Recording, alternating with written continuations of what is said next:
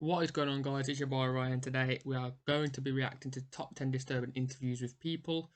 As you see, no lights in the background. Them currently, like there, that little strip.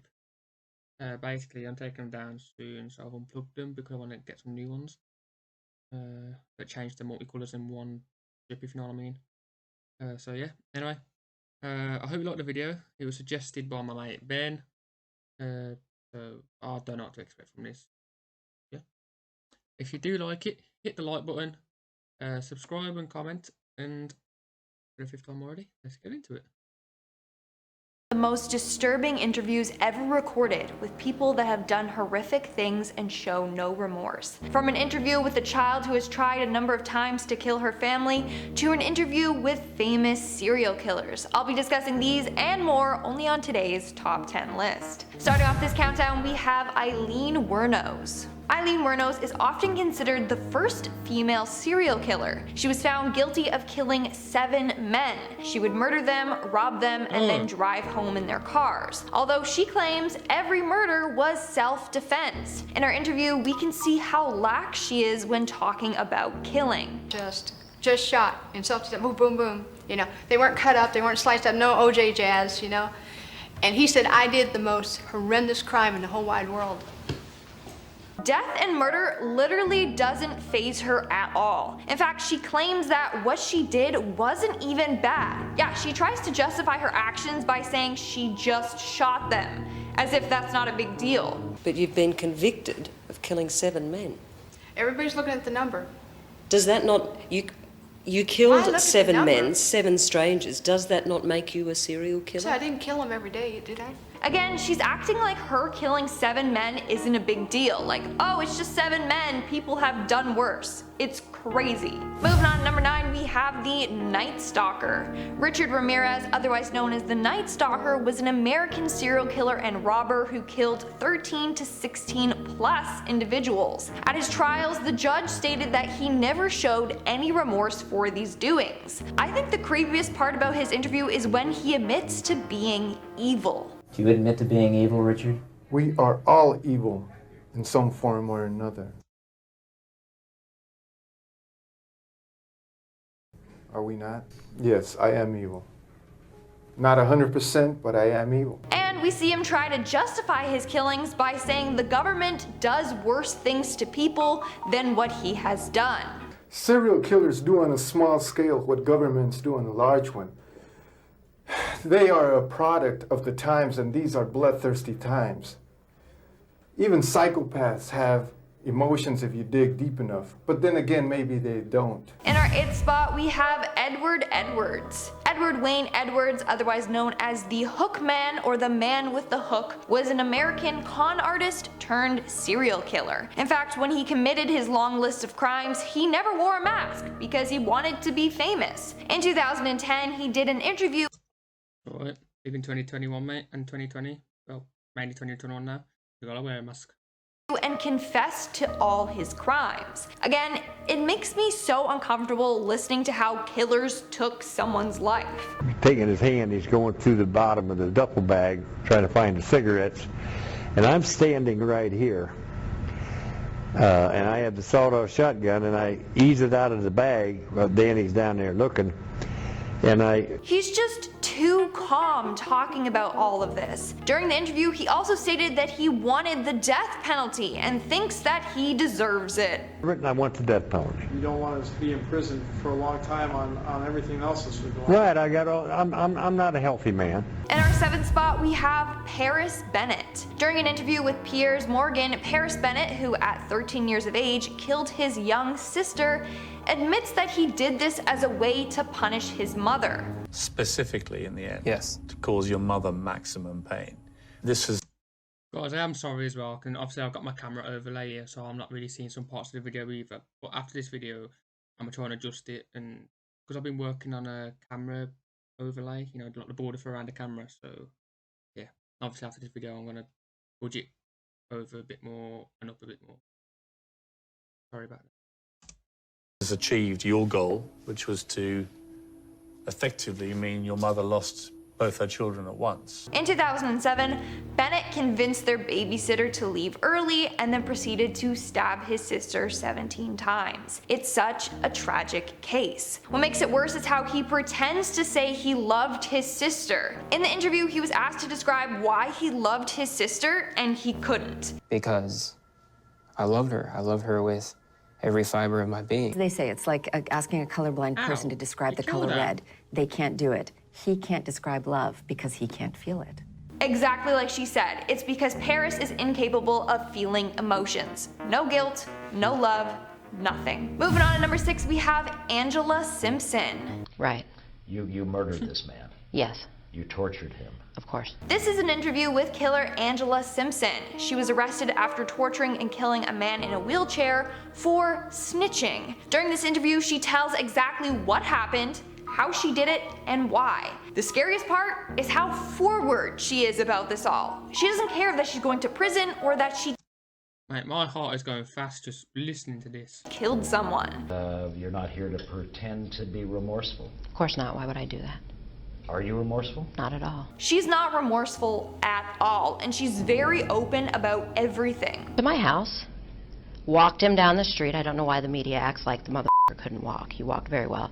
Walked him upstairs, kicked his ass. Like, imagine being okay with taking someone's life. This interview sends shivers down my spine just listening to her and watching the stillness in her body and the calmness in her voice. We are now at our 5th and halfway mark with Manuel Vela. In 2016, a 28-year-old man, Manuel Vela, was arrested after killing his girlfriend and their unborn baby. In this interview, you can tell that Manuel suffered from Did I need a lot my face replaced is.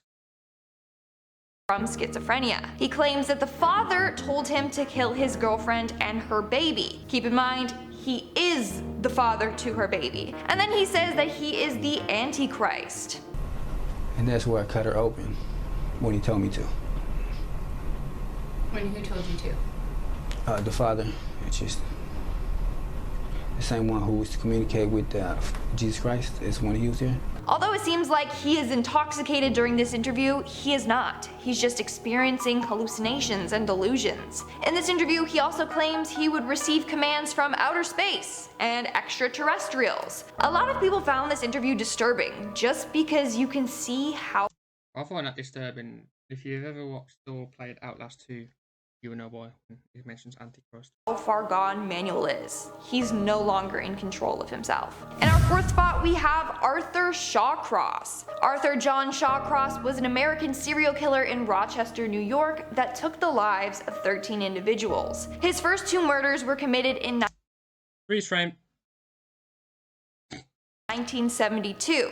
He was caught for both and then sentenced to 25 years. But after serving 15 years, he was released on parole. That's when he continued on with the killings and took the lives of 11 different people. His interview is creepy for a number of reasons. Do you remember Jesus. killing her? Yeah, possibly. Apart from his hairline, he looks like a fucking pug. Yo, he's been smacked on the face with a shovel. Where's his chin? Jeez. I can eat my dinner off that. He gives me the chills. He's just twitching and his voice is just so unnerving. But it gets worse once he starts talking about his crimes. How did you kill her? Probably strangulation. How do you know when they're dead? How? I don't know, just do. You can see that he won't admit it directly. He says maybe he killed her and maybe she died by strangulation.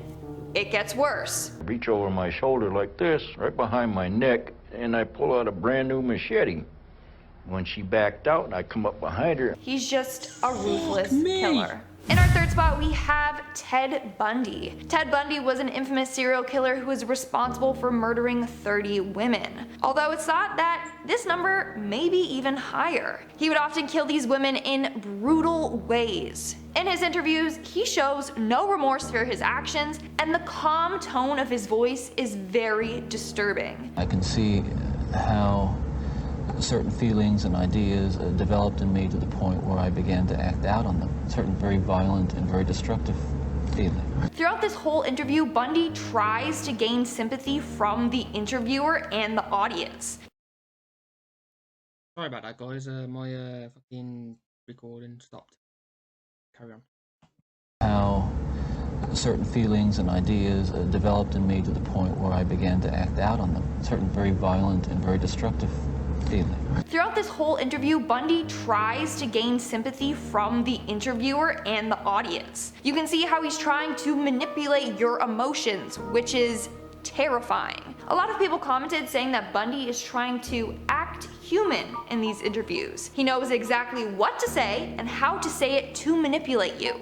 It was like something had, say, snapped, that I knew that I couldn't control it anymore, that these barriers that I had learned as a child, that had been instilled in me, were not enough to hold me back with respect to seeking out and harming somebody. It's a huge reason why he was so famous and had a huge media following. Moving on at number 2, we have Beth Thomas. Beth Thomas was a young girl featured in a documentary titled The Child of Rage. At such a young age, this video carries on putting me in frames like this. Look, my head fits perfectly with hers.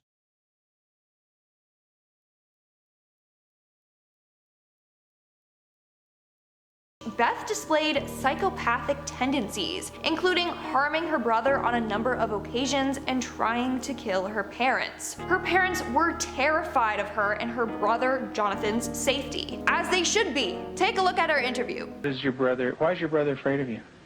Because I hurt him so much. Mm-hmm. Okay. And what, at nighttime, what do your parents do to your door? Lock it shut. Why do they lock it shut? Because they don't want me to hurt John.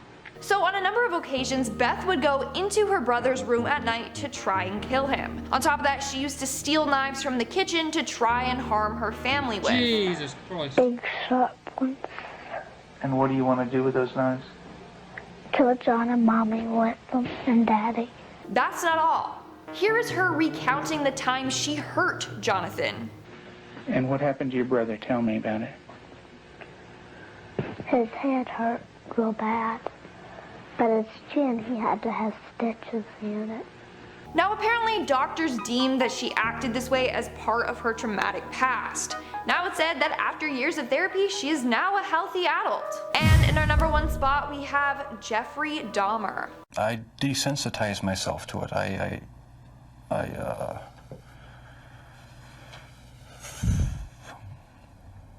I don't know, I went to great lengths. Between 1878 to 1991, American serial killer Jeffrey Dahmer murdered and dismembered 17 men and boys. He would pack the victims' body parts into plastic bags and bury them behind his parents' home. He would also take disturbing photographs of his deceased victims and keep certain body parts as souvenirs. He also had tendencies to eat the victims. This gave him the name the Milwaukee Cannibal, or the Milwaukee Monster. Upon searching his home, police found albums full of pictures of body parts, and his place was filled with human remains. Before his death, Jeffrey had an interview with Inside Edition and other news channels. In these interviews, he shares gory details about the men he killed and why he did it. One time I brought this young man back to the hotel room, the Ambassador Hotel.